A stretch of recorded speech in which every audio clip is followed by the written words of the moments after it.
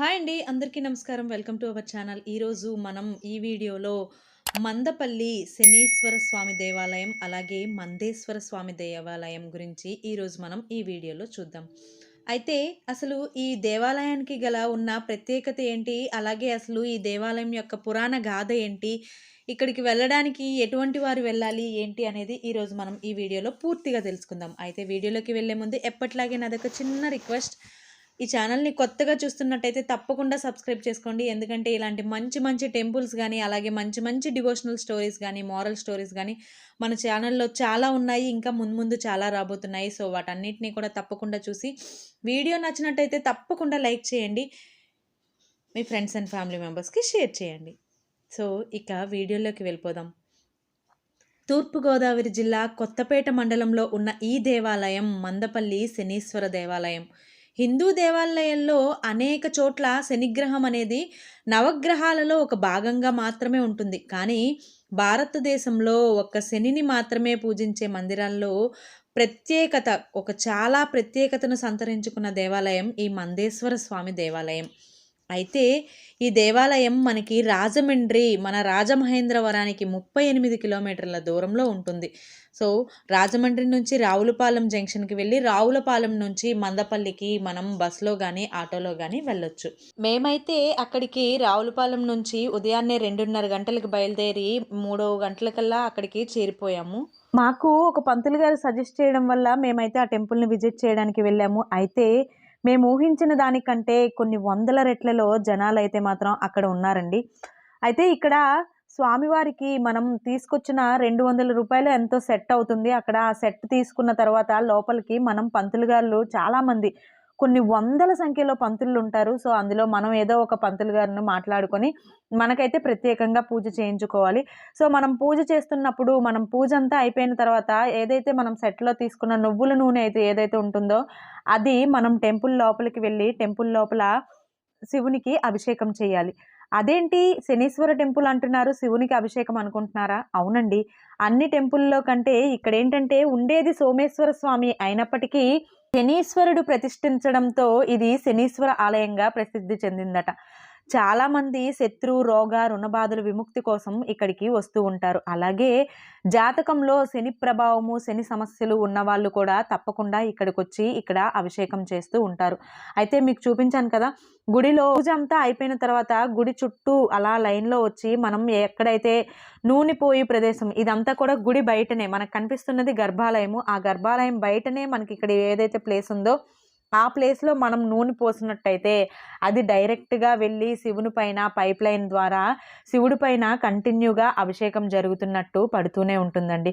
So, ఇక్కడ మనం పోసిన ఈ తైలమే అక్కడ అభిషేకం జరుగుతూ ఉంటుంది. శివునికి తైలాభిషేకం నిత్యం జరుగుతూనే ఉంటుంది. సో, లోపలైతే నేను వీడియో తీయడానికి నాకు ఛాన్స్ దొరకలేదు. ఈసారి ఎప్పుడైనా వెళ్ళేటప్పుడు మాత్రం తప్పకుండా మీకు అది వీడియో తీసి చూపించాలని అనుకుంటున్నాను.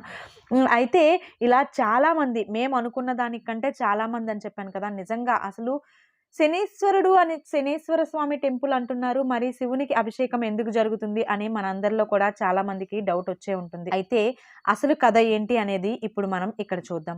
పూర్వం అగస్త్య మహర్షి దక్షిణ దిక్కున సత్రయాగం చేయుటకు గౌతమి నది తీరానికి చేరి సంవత్సరం సత్రయాగం చేయడానికి దీక్షితుడయ్యాడు. ఆ సమయాన కైటభుడు అనే రాక్షసుని కొడుకులకు ధర్మకంటకులైన అశ్వత్థుడు, పిప్పలుడును 2 రాక్షసులు దేవలోకంలో కూడా ప్రసిద్ధి చెందిన వారై ఉండిరి. వారిరువుల్లో అశ్వత్థుడు రావి చెట్టు రూపంలోనూ, పిప్పలుడు బ్రాహ్మణ రూపంలోనూ ఉండి సమయం చూసి యజ్ఞంను నాశనం చేయటానికి ఉపక్రమించుకున్నారు. వారిలో రావి చెట్టు రూపంలోనున్న అశ్వత్థుడు ఆ వృక్షం నీడలో ఆశ్రయం పొందు బ్రాహ్మణులను తినుచూ ఉండేవాడు.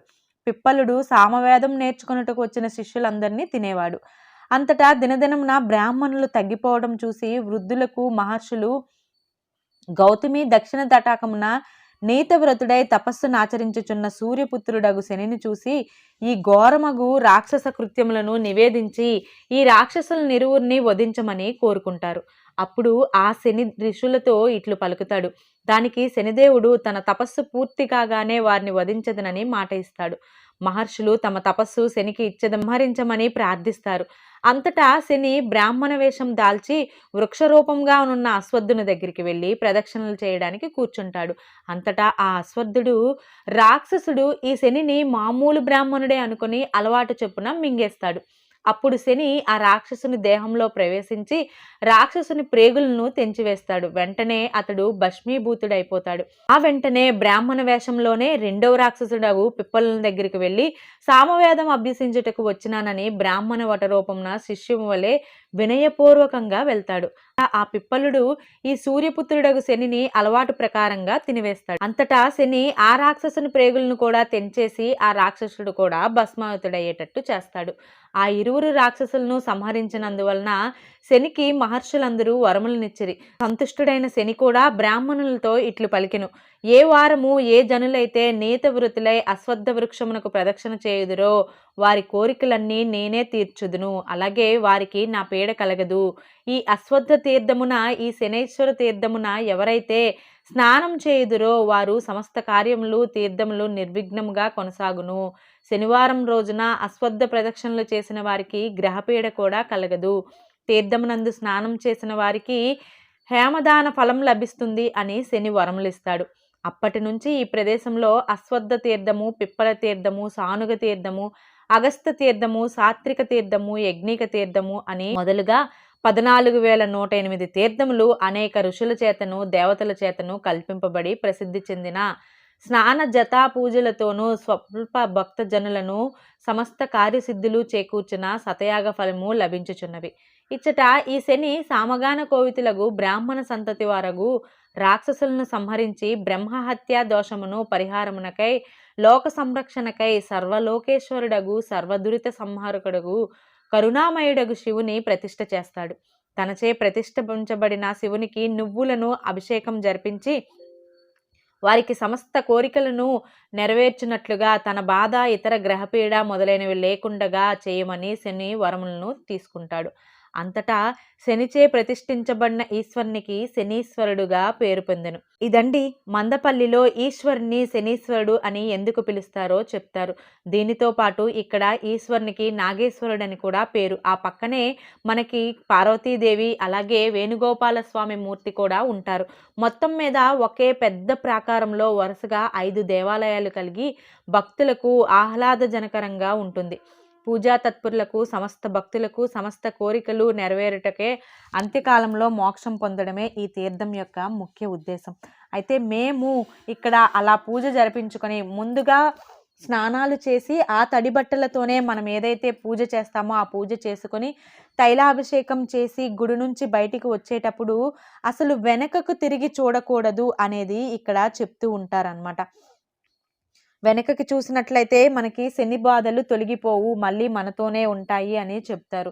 అలాగే అది పూర్తి చేసుకున్న తర్వాత ఇక్కడ ఏదైతే నదీ తీరం పక్కన ఆంజనేయ స్వామి టెంపుల్ ఉందో ఆ పక్కన మనం స్నానం చేసి మనం ఏదైతే బట్టలతో పూజ చేసామో ఆ బట్టల్ని అక్కడ వదిలేస్తే మంచిది అని చాలామంది చెప్పారు.